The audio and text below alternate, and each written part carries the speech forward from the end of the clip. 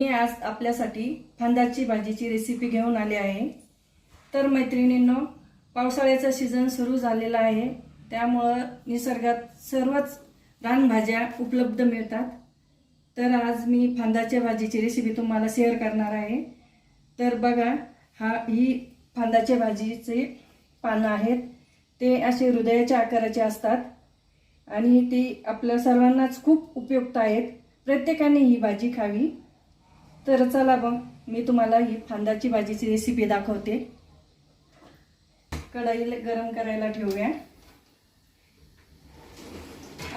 फोडणीसाठी त्याला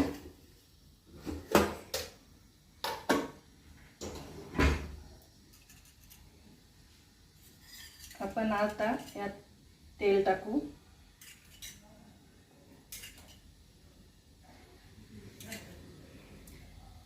आपण सर्वांनी ही भाजी खाल्ली असेलच, पण नसेलही खाल्ली तर तुम्ही एक वेळेस ही जरूर करून बघा। ही खायला खूपच चविष्ट लागते।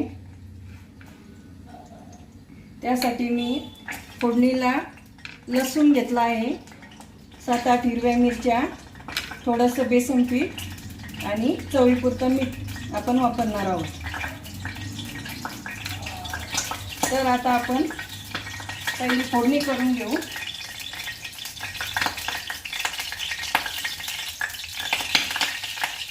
मोहरी टाकू, ती तडतडली की त्यात जिरे टाकायचे। हे मिश्र वाटण केलं आहे, त्यात मी लसूण आणि हिरवी मिरची वापरली आहे, आपण ती त्यात टाकू।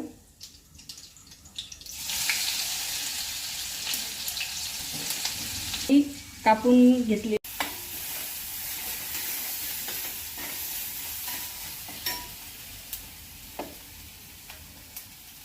ते लसूण आणि मिरची चांगली फ्राय झाल्यानंतर आपण यात भाजी घालणार आहोत। हे एकदा व्यवस्थित परतून घ्यायचं।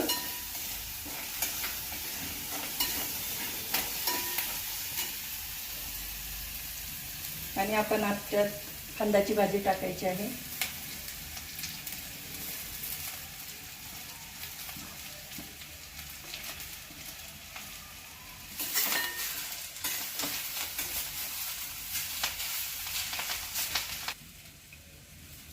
चवीनुसार आपण मीठ ऍड करायचं आहे।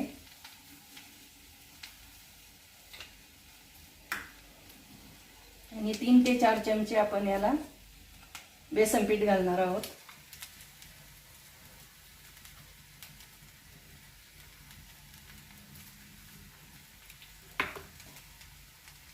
चांगल्या पद्धतीने आपण त्याला परतून घेऊया।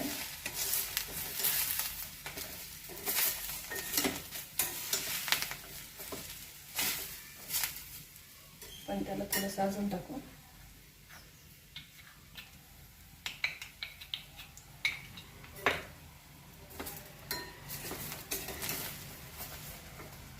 आपण त्याला आता एक वाफ आणू।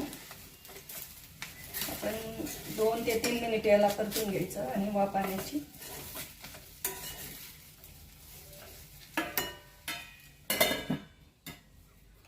आपण आता बघू आपली भाजी झाली का। वाव, खूपच छान भाजीचा वास येतोय। तुम्ही सुद्धा या टेस्ट करायला। तुम्ही एकदा जर खाल्ली ना तर तुम्ही पुन्हा पुन्हा बनवून खाणार, एवढी छान लागते ती भाजी आणि आयुर्वेदिक पण आहे। तुम्ही पण करा आणि तुमच्या मैत्रिणींना पण सांगा, ही भाजी एकदा जरूर करून बघा।